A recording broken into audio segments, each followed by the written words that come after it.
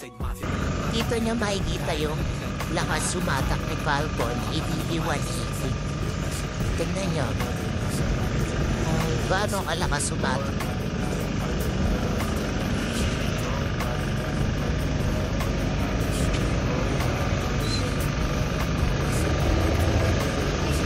Yan sa part na yan, pag-overtake ako sa malaking truck yan. Grabe, ang bilis din talaga niya.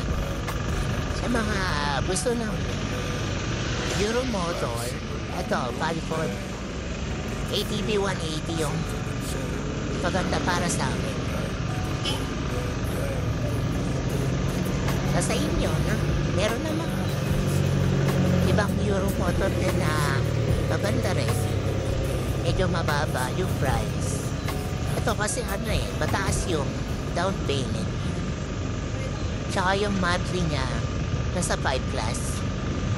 Pero kung mahilig ka mag-adventure, ito yung pinakamaganda. Agad ang re-recommend ko sa inyo. Alaga lang yung kailangan para tumagal sa iyo.